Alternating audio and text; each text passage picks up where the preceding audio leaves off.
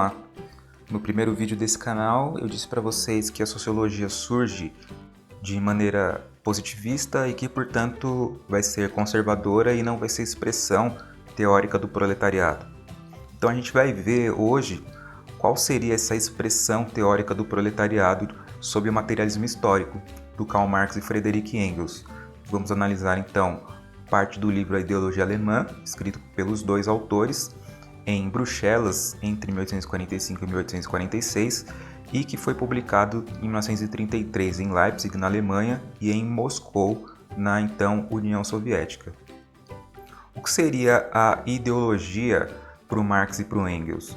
A ideologia seria uma falsa consciência da realidade, ou seja, ideologia é aquilo que inverte a forma de enxergar a vida real.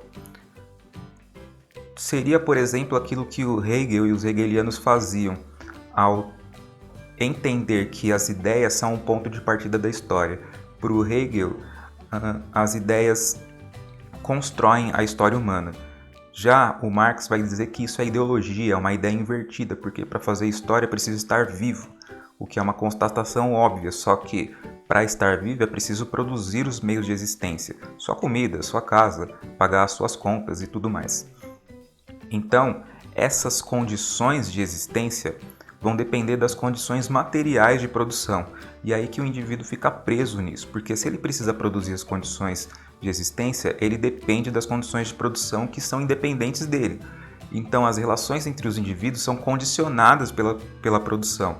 Não são os indivíduos que constroem a seu bel prazer. São independentes do indivíduo essas relações de produção. Então, o indivíduo ele depende dessas relações para produzir os seus meios de existência e aí sim, depois, construir a sua consciência. Como fica a consciência, então? Como ficam as ideias? Se as ideias não vêm antes da produção material, o que acontece? De acordo com Engels e o Marx, o pensamento e a consciência são produtos da atividade material dos homens. Essa é a constatação do materialismo histórico. Primeiro vem a matéria e depois a consciência. As pessoas podem produzir as suas ideias, as suas interpretações sobre o mundo, só que elas fazem de acordo com aquilo que é possibilitado pelas forças produtivas e pelas relações que essas forças produtivas geram. Então, a vida real, a vida concreta, material, é o que determina a consciência. Não é a consciência que determina a vida real. Por isso, o Marx e o Engels chamam o pensamento do Hegel e dos hegelianos de ideologia. É a ideologia alemã. Então, o primeiro fato histórico é a produção dos meios que satisfazem as necessidades do homem. É a produção da vida material. Primeiro, os homens criam laços materiais entre si. E depois, sob essas condições materiais que eles criaram entre si, aí sim eles constroem a consciência deles. O pensamento vem depois da criação das condições materiais de vida. E essa criação das condições materiais de vida vai se dar a partir de um modo de produção. Esse modo de produção vai gerar uma divisão do trabalho. Essa divisão do trabalho pode se dar de diversas maneiras, como, por exemplo, a divisão entre o trabalho intelectual e o material, a divisão entre quem trabalha e quem usufrui, a divisão entre quem produz e quem consome. De acordo com Marx, a riqueza é produzida coletivamente, mas ela é usufruída individualmente. Isso vai gerar uma repartição desigual dos produtos, das mercadorias produzidas, tanto em quantidade quanto em qualidade. Ou seja, a divisão do trabalho seria praticamente a mesma coisa que a propriedade privada. A divisão do trabalho é a atividade que produz e a propriedade privada seria o produto gerado por essa divisão do trabalho.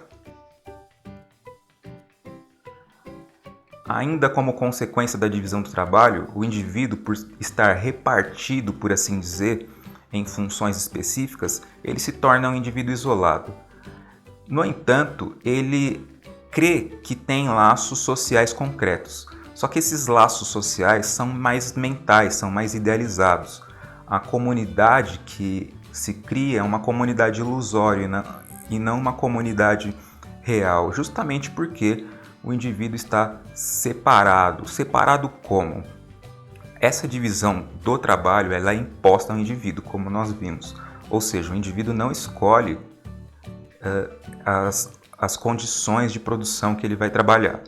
Então, sendo imposta a ele, geralmente em sociedades com alto desenvolvimento, essa divisão do trabalho vai produzir especialização e essa especialização vai gerar alienação. Ou seja, o indivíduo vai ser especialista numa função e isso vai gerar uma alienação do trabalho. Ele vai saber fazer o próprio trabalho, mas ele não vai saber como funciona o resto da produção ou como os outros produtos são feitos. Do mesmo modo, esse produto que ele faz não é para ele, não é ele que necessariamente vai consumir esse produto. Esse produto ele poderá consumir se puder pagar. No entanto, o produto que ele faz não é para ele, o produto é feito para ser colocado no mercado, para ser vendido e gerar o lucro para quem tem a riqueza, quem concentra a riqueza nessa divisão do trabalho. Sendo assim, essa alienação do trabalho vai gerar então a alienação do homem. Por quê? Porque se o indivíduo trabalha numa condição que não foi definida por ele, que não tem nenhum vínculo entre ele e o produto do próprio trabalho, se ele não se reconhece no que faz, ele vai se tornar um indivíduo abstrato, um indivíduo parcial, um indivíduo que não é completo em si. Por quê? Porque ele faz algo que não tem nada a ver com ele. Ele faz algo só para produzir as condições materiais de existência dele. E essa divisão do trabalho imposta ao indivíduo vai ser uma divisão que não vai ser reconhecida pelos homens, ou seja, os homens não vão conseguir reconhecer nem o início nem o fim dela, justamente por causa da ideologia que vai inverter a forma como as pessoas vão interpretar a realidade.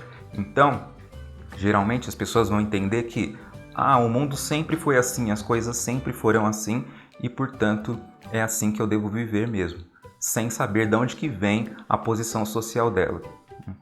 Essa alienação pode ser exterminada, de acordo com Marx e com Engels, sob duas condições. A primeira delas é desenvolver um alto estágio de desenvolvimento. Esse alto estágio de desenvolvimento, gerando muito lucro e dividindo muito o trabalho, vai fazer com que se crie uma massa enorme de desvalidos, de pobres, né? Só que não basta produzir uma massa de desvalidos pobres se essa condição não for universal. Se essa condição for local, então as outras pessoas não vão reconhecer a situação de desvalidos dessas pessoas que estão nessa condição e não vai valer de nada, vai ser só uma desigualdade social que não vai gerar a mudança social. Essa desigualdade social produzida pelo alto desenvolvimento do capitalismo, para o Marx e para o Engels, deve gerar uma vida comunitária. A libertação do indivíduo só é possível dentro de uma comunidade. Para o indivíduo libertar-se, ter a sua personalidade, ele precisa primeiro derrubar o Estado, porque assim ele consegue fazer com que a ideologia não seja disseminada, ou seja, a inversão da realidade não seja disseminada e que, portanto, as pessoas possam enxergar a vida concreta delas como ela é mesmo. Então, não é a crítica intelectual, não são as ideias que vão mudar o estado das coisas, de acordo com o Marx e com o Engels, mas o que vai mudar o estado das coisas vai ser a destruição prática das relações sociais concretas. Esse é o materialismo histórico, são as relações sociais reais, concretas e históricas que colocam as pessoas na posição que estão na divisão do trabalho, e a posição em que elas estão na divisão do trabalho determina o que elas vão construir como relação social, religiosa, jurídica e todas as outras. Por isso, essa vai ser a expressão do proletariado, a expressão teórica do proletariado. Vai ver nessa teoria uma forma de resistir ao capitalismo que estava se impondo de maneira brutal já no século XIX e que depois vai se consolidar ao longo do século XX.